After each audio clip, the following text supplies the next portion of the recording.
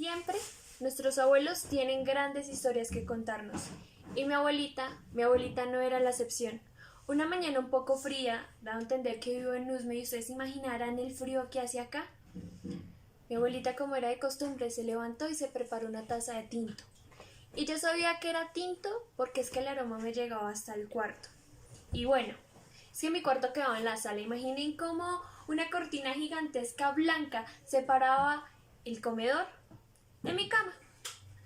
Así que me levanté rápidamente, me puse las chanclas y fui a buscarla.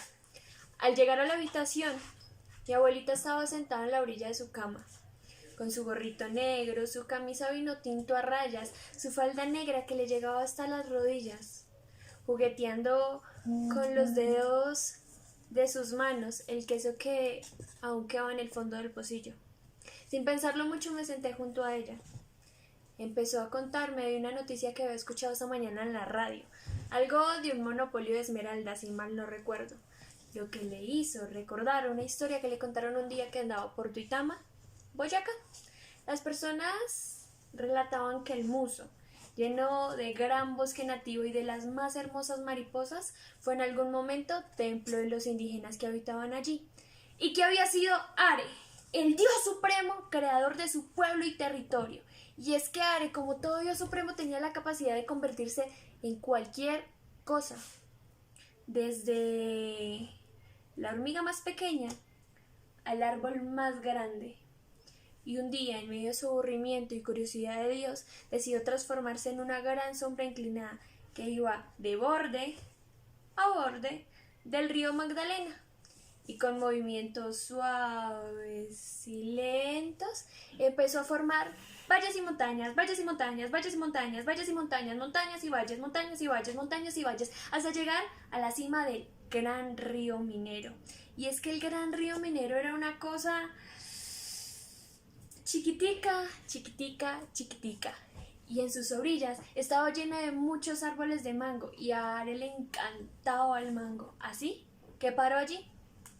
Luego de saciar su hambre, continuó con su tarea. Tomó un puñado de tierra, un puñado de agua y empezó a formar dos cuerpos. Con el primero empezó por sus pies, sus piernas algo cortas, su cadera ancha, su cintura pequeña, sus dos grandes senos que parecían melones, sus brazos, sus manos, su cuello, y al dibujarle el rostro le hizo unos labios gruesos, una nariz chata, unos ojos achinados y un cabello largo hasta su cintura. A ella la denominó mujer y continuó con el segundo. Empezó con sus pies, sus piernas mucho más largas que mujer, sus caderas, su cintura, sus brazos, sus manos, su cuello, y al dibujarle el rostro hizo unos ojos achinados, una barbilla larga y unos pómulos muy marcados. A él lo denominó hombre. Pero aún así estos dos personajes no habían tomado vida, así que Are los agarró por las piernas y, como cualquier objeto sin valor, los lanzó a la corriente del río.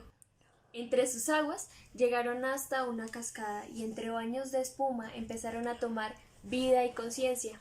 Y como era de esperarse, cuando uno revuelve agua y revuelve tierra, el color queda es café. Así se tornó su piel. Cuando salieron del agua, Are los nombró Fura mujer y Tena hombre.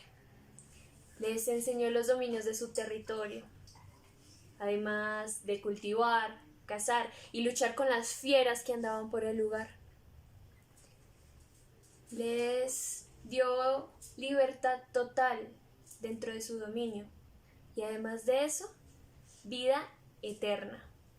Pero como todo, esto también tendría una condición. Cualquier acto de infidelidad sería pagado con la vejez del infiel y la muerte del engañado. Fueron pasando el tiempo y Are empezó a notar la personalidad de cada uno de estos personajes.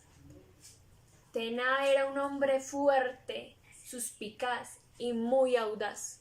Por eso se le había asignado el papel de la guerra. Mientras que Fura era una mujer tierna, una mujer dulce, curiosa y especialmente muy sabia. Por eso a ella se le había asignado el papel del conocimiento. Y bueno, es que el papel del conocimiento no era cualquier cosa.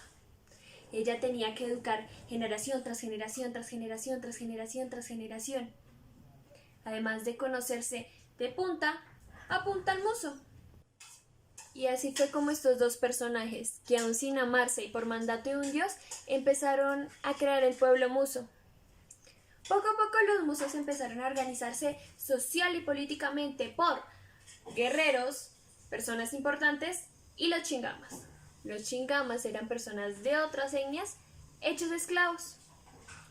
Ari al ver esto se dio cuenta que ya no lo necesitaban. Y un día, en plena caída del sol en el horizonte, fue hacia sus montañas y en el río empezó a descender, a descender, a descender hasta desaparecer completamente. Mientras tanto, Fura estaba fascinada de conocer montañas y valles, sobre todo porque al finalizar cada recorrido subía hacia el gran árbol. El gran árbol, con ramas de oro y viento envidioso. Se sentaba allí, bajo la caída de las hojas, con el corazón retumbante y el alma inconsciente. Un día, parecía que el cielo se abriera en dos y por medio de él una lluvia incesante cayera. Fura empezó a correr para tratar de refugiarse bajo las hojas del gran árbol. Al llegar allí, se dio cuenta que había algo muy particular en las raíces del árbol. Una pequeña flor extraña. Jamás la había visto. Y ella se conocía el muso de punta a punta y jamás la había visto. Esa flor tenía un centro café tierra, unas hojas naranja brillantes y un tallo verde musgo. Ella esperó que dejara de llover. Tomó la planta desde sus raíces y la llevó a su casa. Al llegar allí pasaron los días y al parecer por la gran cantidad de lluvia, Fura empezó a resfriarse. Empezó a rezarle a Maquipa. Maquipa, para los que no saben, es la persona, la diosa que cura todos los males y todos los dolores. Y de tanto rezarle Fura, Maquipa bajó hacia la tierra y empezó a hablar con ella. Y le dijo que hiciera una infusión de aquella flor, que esa flor le quitaría todo el mal que tenía. Y así fue que le hizo una infusión y luego de tomársela parecía arte de magia, pero sus dolores habían ido. Por las mismas montañas del horizonte, donde había desaparecido Are, apareció un ser bastante particular, de piel blanca, ojos claros y cabello rubio, con una vestimenta diferente a la que usaban usualmente los musos. Pues los musos, sobre todo el hombre, usaba un chincho. Un chincho, para los que no conocen, es una pequeña malla que le cubría el genital, mientras que las mujeres usaban una pampilla. Una pampilla, para los que no saben, es una... sí la conocemos. Es lo que nosotros sabemos que son los taparrabos. En cambio, este hombre tenía una pampilla que le iba de caderas a tobillos. Una tela amarillenta por el tiempo le cubría sus brazos y pecho. Y los dedos de sus pies no se veían, porque una piel negra se los cubría completamente hasta debajo de sus rodillas. Este hombre llegó a casi muriendo, y los hijos de Fureitene no tuvieron más opción que llevarlo ante sus padres. Cuando llegó allí, a pesar de que no hablaba su lengua, se hizo entender. Su nombre era Sarvi, y venía en busca de una flor que le ayudaría a curar todos sus males. Había buscado esta flor en todas partes. Había cruzado ríos, trepado montañas, subido los árboles más altos, pero no había tenido éxito. Y su única opción era Fureitena. Ellos se conocían en el muso de punta a punta. Pero Tena, en su arrogancia, en su egoísmo y en su poderío de guerrero, dijo que no podía, que él era un ser muy importante para perder el tiempo con un extranjero. Mientras tanto, Fura, ella sabía que se conocía todo el muso y que quizás la flor que ella había encontrado hace un tiempo era la flor que él andaba buscando y lo iba a ayudar. A la mañana siguiente, luego de que hicieron bañar a Sarvi, porque aunque ustedes no lo crean, los indígenas son muy aseados y se bañaban todos los días y por eso también se morían más rápido. Arreglaron a Sarvi y emprendieron camino. Empezaron a caminar toda la mañana, toda la tarde y Sarvi se vio agotado. Ya no podía más y Fura lo notó, así que le dijo que pararan. Ella se daba cuenta que el sol se estaba ocultando y que prefería descansar. Allí pararon y había una gran roca. Se subieron en ella. Una gran roca que tenía una vista total al muso. Una roca que los separaba de los peligros del suelo y los acercaba a la inmensidad del universo. Allí, Sarvi empezó a perderse en la belleza completa de Fura, en cómo sonreía viendo las estrellas, en cómo en sus ojos, precisamente en sus pupilas, se podía ver la luna, en su cabello largo, negro, que parecía caudales del río, en sus mejillas, que se veían tersas, a pesar de que tenía una que otra quemadura por el sol. Se quedó observándola tanto que Fura se sintió un poco intimidada. Simplemente bajó el rostro, lo miró y se bajó de aquella roca. No era la primera vez que Fura estaba allí. Ella sabía qué tenía que hacer. Agarró un par de maderas y prendió una fogata y se acostó a dormir. Pero Sarvi no cerró en toda la noche los ojos. Estaba perdido en la belleza de Fura, en ver sus ojos descansando, que solo le nacía una gran sensación de quererla, de amarla, de protegerla. A la mañana siguiente, las cosas se pusieron un poco más incómodo. Sarvi empezó a rozar sin culpa el cuerpo de Fura, empezando por sus piernas, por sus caderas, por su cintura, por sus brazos, incluso su rostro. Ella ya no aguantó más, se sintió demasiado incómoda y empezó a andar más rápido adelante. Volvió a caer la noche. Ahí estaba Fura esperando que Sarvi durmiera y cuando creyó que él había dormido, se fue a bañar. Pero Sarvi efectivamente no se había dormido. Se fue tras de ella y se le metió al río. Y la agarró por la cintura. Y ustedes no me lo van a creer, pero Fura se dio la vuelta y allí, con los ojos encendidos, los labios humedecidos y el cuerpo temblando, se entregaron. Parecía que la noche los cubriera y la luna, en vez de juzgarlos, esa noche brillara más. Luego de fundir sus cuerpos, quedaron exhaustos sobre el suelo, agarrándose de la mano como quien no quiere perder algo preciado. De un momento a otro, Fura empezó a sentir un dolor en su pecho, un dolor y una tristeza que no conocía hasta ese momento. Intentó pasar desapercibida, pero le dolía más y más. Y ahí lo recordó. El mandato de Aria estaba roto. Lo había roto y no podía más del sufrimiento. Y ya. Levantó rápidamente a Sarvi y le dijo que continuaran camino, que debían llegar súper rápido. Y así fue, empezaron a caminar, hasta llegar al gran árbol. Ahí el dolor de Fura era tan intenso, tan fuerte, que ella simplemente dejó abandonado a Sarvi y emprendió camino nuevamente hacia el muso.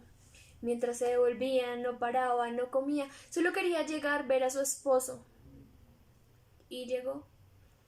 Le preguntó a uno de sus hijos que dónde estaba Tena, y él le contó que Tena había salido hace poco a una guerra con los muiscas y que tardaría varias semanas en volver, o quizás varias lunas o soles.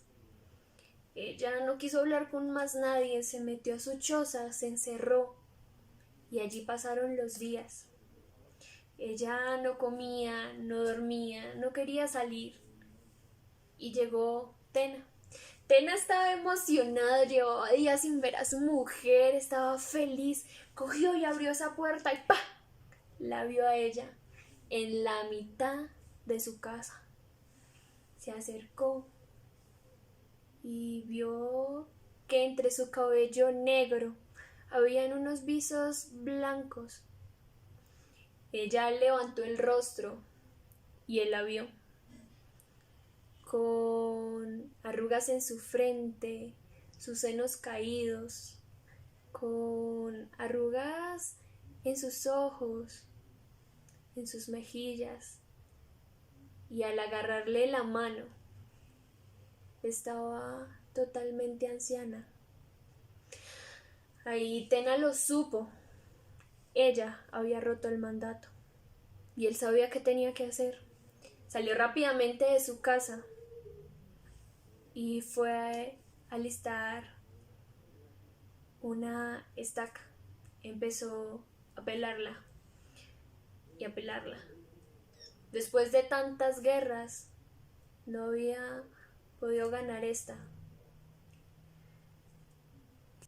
Ella sabía lo que él iba a hacer, así fue rápidamente a buscarlo. Cuando llegó, él le dio un apapacho, la soltó y ella cayó arrodillada. Él tomó la estaca y se atravesó el pecho y empezó a brotar sangre y se cayó en los brazos de Fura. Ella ahí lo cogió contra su pecho y empezó a llorar, y entre cada grito que daba empezaban a estallar bandadas de mariposas multicolores, y con cada lágrima que tocaba el suelo se volvía una esmeralda.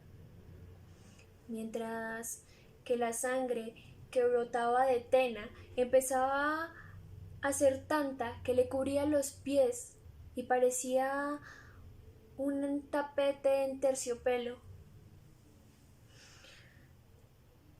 Are, al ver esto desde su trono, bajó rápidamente y empezó a buscar a Zarbi. Él era el culpable de todo lo que estaba pasando. Y entre todo lo que lo buscó en el muso, lo halló. Lo agarró entre sus ríos y se lo llevó hasta el mar, a kilómetros del muso. Y allí lo convirtió en un gran peñón.